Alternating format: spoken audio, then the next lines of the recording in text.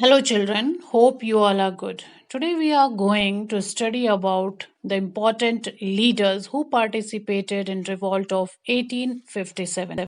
Immediate cause of 1857. A rumor had spreaded that the new cartridge to be loaded in the Enfield rifle was greased with the fat of cow and pig.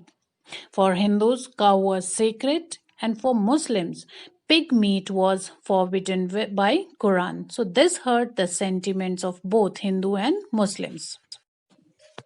On 10th May, the soldiers marched to the jail in Meerut and released the imprisoned sepoys.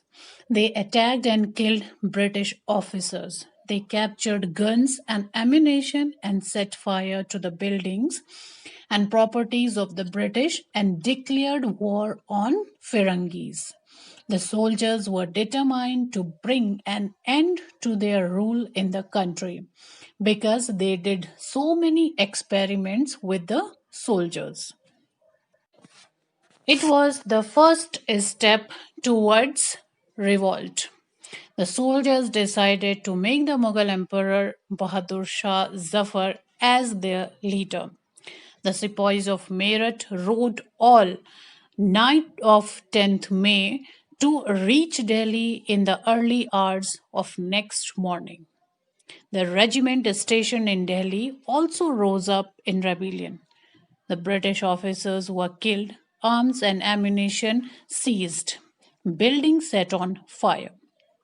The soldiers forced their way into the Red Fort, convinced Bahadur Shah Zafar, and proclaimed him as their leader. They all wanted him to be their leader. The aging emperor had to accept this demand and wrote letters to all his chiefs and rulers of the country to come forward and organize a confederacy of Indian states to fight the British. The Mughal dynasty had ruled over a very large part of the country. Most smaller rulers and chieftains controlled different territories on behalf of the Mughal ruler. Threatened by the expansion of British rule, many of them left that if the Mughal emperor could rule again, they too would be able to rule their own territories once more under Mughal authority. That's why they accepted the demand. Regiment after regiment mutinied and took off to join other troops at nodal points like Delhi, Kanpur, and Lucknow. People of the towns and the villages all rose up in rebellion and rallied around local leaders. Zamindars and chiefs were prepared to establish their authority and fight against British. Nana Sahib Peshawar gathered armed forces and expelled the British garrison in Kanpur. He proclaimed himself the Peshawar. He declared that he was a governor under Emperor Bahadur Shah Zafar.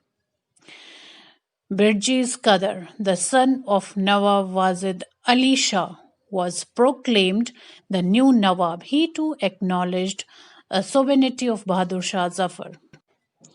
Begum Hazrat Mahal took an active part in organizing the uprising against the British.